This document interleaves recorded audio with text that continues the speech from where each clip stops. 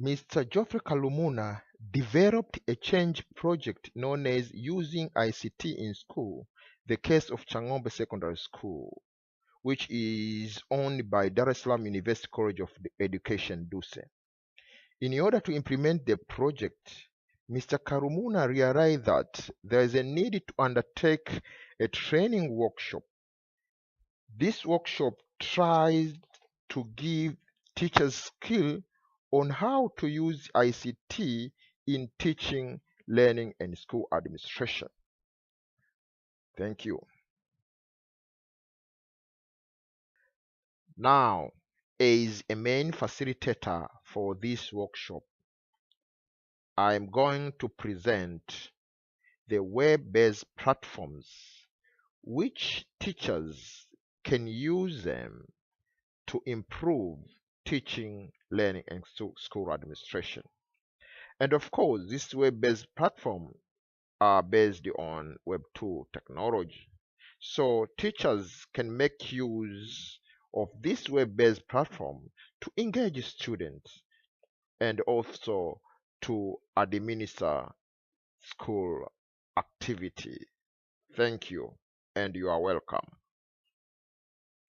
I'm going to tell you the difference between the internet and the World Wide Web, the difference between the Web 1.0 and Web 2.0, and of course, I'm going to present as well the web-based platforms based on Web 2.0 technology. And of course, I will show you the characteristics of Web 2.0 of this web-based platform so that you can make use of it to engage students to enhance teaching, learning, and school administration. The Internet is a global computer network providing a variety of information and communication facility consists of interconnected networks using standardized communication protocol. While on the other hand, the World Wide Web is informations and services available in the Internet. www, which is the World Wide Web, is divided into several categories: Web 1.0, Web 2.0, and nowadays Web 3.0. Web 1.0 is referring to an early stage of the World Wide Web evolutions, whereby the content creators were few in Web 1.0, with the vast majority of users simply act as the consumers of the content. Static pages with no interaction with users act as the main characteristic of Web 1.0. Web 2.0 describes worldwide websites that use technology beyond the static pages of Web 1.0. Web 2.0 sites may allow users to interact and collaborate with each other in a social media dialogue whereby users generate content in a virtual community.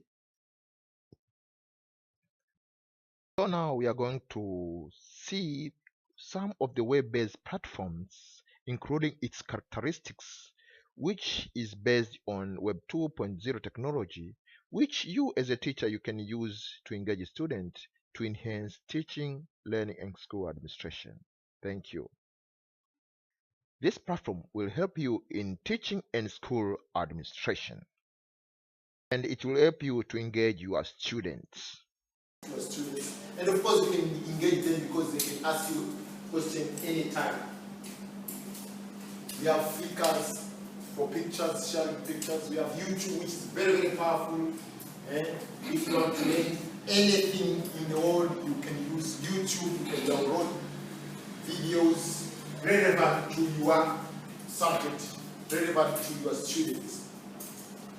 We have Vimeo. We have LinkedIn for professional peoples.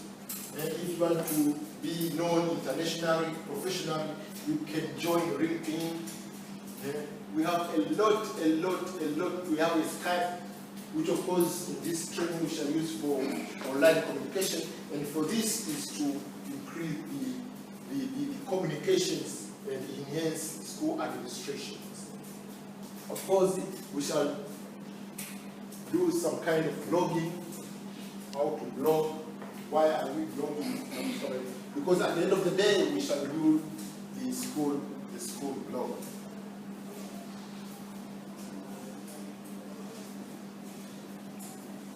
But before we engage on this social media, which is based on the Web 2 platform, we need to know this characteristic of this social media.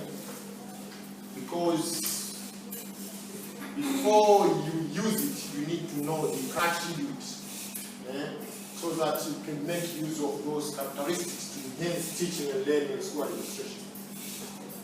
Social media, of course, which is based on Web 2 platform, is more, it increased connectivity.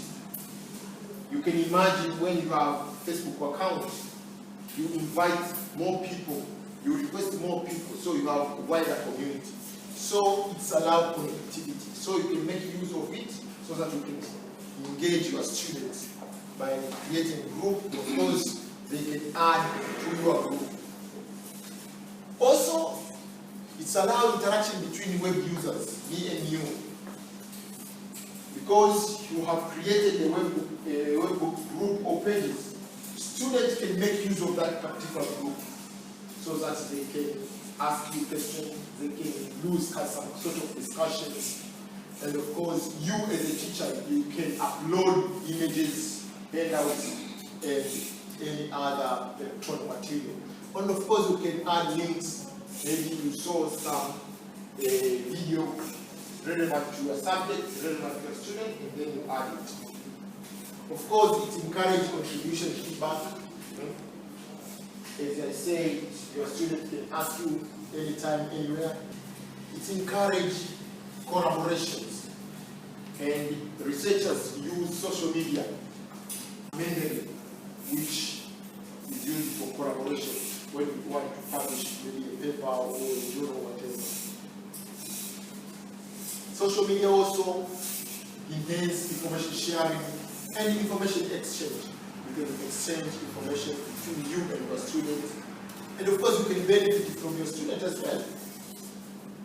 Lastly, but not least, that social media is flexible, it's friendly, it's attractive. So, as you know, as a learner needs something which is attractive, something which engages. So, we need to make use of this. So, maybe after knowing this characteristics of social media better than too, maybe it will help us to make use of these characteristics to engage students, to facilitate teaching and learning and school administration. So, similar example, Facebook is most for chatting, but it does more than chatting. You can inbox someone. I would like to thank all participants, head of Chang'ombe Secondary School, Dean Faculty of Education, Principal, DUCE, Deputy Principal Academic, DUCE, Deputy Principal Administration, DUCE, and of course, Life Academy, University of Stockholm, and CEDA for supporting me to undertake international training program on ICT, which enabled me to create and develop a change project and of course learn various ICT related training to this school, which will help our school, Chang'ombe Secondary School, to improve teaching, learning, and school administration. Thank you.